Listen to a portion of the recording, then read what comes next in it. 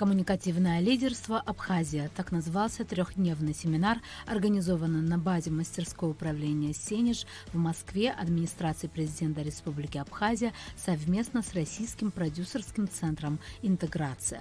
В мероприятии участвовало более 70 человек из Абхазии. Выборка была самой разнообразной. От блогеров, ведущих популярные аккаунты в соцсетях и имеющих довольно большую и разнообразную аудиторию, до музыкантов, журналистов, спортсменов, представителей общественной палаты, победителей конкурсов. Также в семинаре принимали участие депутаты городских собраний различных районов Абхазии и некоторые представители государственных структур и ведомств. Самым первым спикером семинара стал генеральный директор продюсерского центра «Интеграция», продюсер и медиа-менеджер Глеб Шагун, который в самом начале своего выступления рассказал, что ездил в Абхазию на отдых с родителями в детстве и сумел повторить детское фото с курорта Пицунда через пару десятилетий. А еще он много говорил о том, кто такой сегодня лидер общественного мнения и о возможностях взаимодействия с интеграцией. Поразила вовлеченность аудитории и активность аудитории. Все спикеры, которые выступали перед участниками, говорили, что такое количество вопросов, такое количество реакций они давно не видели. Поэтому аудитория была очень вовлечена в то, что происходит. И это важно. Основные задачи, знаете, их много, и в то же время она всего одна. То есть дать уверенность в себе, показать, объяснить, что человек, который имеет свою аудиторию, человек, который имеет доверие, человек, который является лидером мнений или уважаемым человеком, конечно, должен и может высказываться на большое количество тем, потому что аудитория его слушает, аудитория ему доверяет. И очень важно быть аргументированным, очень важно быть честным, очень важно быть обаятельным, потому что личностное доверие без него никуда. Мне кажется, что все спикеры, которые выступали, как раз про это и говорили. Море возможностей. Вот главный посыл, который получили участники, слушая разных спикеров на семинаре. Так было отдельное выступление о возможности реализации общественных проектов и участия в грантовых конкурсах Президентского фонда культурных инициатив. Заместитель начальника управления президента Российской Федерации по общественным проектам Александр Журавский говорил на тему «Россия-Абхазия в условиях трансформации мирового порядка».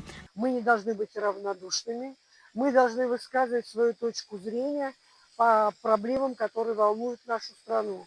Кроме того, мы должны продвигать наши ценности. Вот это очень важно. Сегодня цифровизация, весь мир цифровизован, и очень многие блогеры владеют умами людей. Но важно, чтобы вот это владение умами людей было наполнено ценностным содержанием. И вот это мы сегодня еще раз для себя поняли и осознали. Отметим отдельно, что всем участникам семинара, разделенным на команды, представилась возможность подумать и над идеями командных проектов и собственных индивидуальных. У меня появилось большое количество идей для социальных проектов, чем я раньше никогда не занималась, потому что физически не было на это времени из-за рутинной работы. Но сейчас я поняла, что если как-то по-другому ее организовать с помощью, опять же, каких-то соцпроектов, это было бы даже полезнее для общества, чем просто то, что я делаю, ту амбулаторную работу, которую я выполняю. Так что спасибо за идеи, спасибо за людей. Другой немаловажной составляющей семинара была возможность общения и мастер-классов с потрясающими спикерами, каждый из которых глыба в своей отрасли. Известный блогер Ксения Дукалец рассказала о том, как прокачать свой Инстаграм. Тренер по коммуникациям и речи Мария Кондратович делилась секретами успешного публичного выступления. Особый интерес вызвало появление таких знаменитых людей, как представитель известной цирковой династии Эдгар Запашный, актриса и телеведущая Юлия Меньшова и писатель Александр Цыпкин. Была возможность не только послушать их вдохновляющие речи, но и задать вопросы, сделать с ними фото. Мы узнали очень много для себя нового, особенно о том, что мы можем влиять. То есть можно свой статус, свои знания в той или иной области обязательно использовать для пользы общества.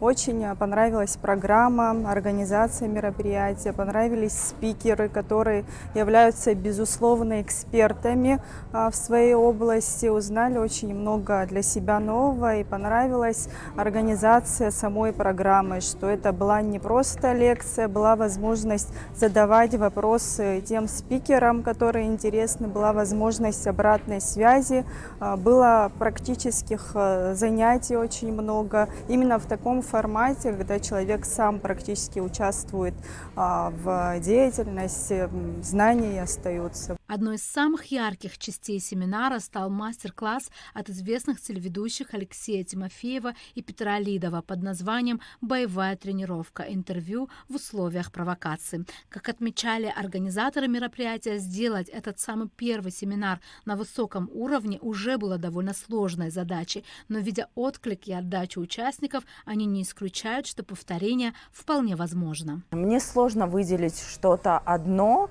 но мне очень понравилось выступление Цыпкина. Он, конечно, цепляет очень аудиторию, и Юлия Меньшова, она невероятная, замечательная.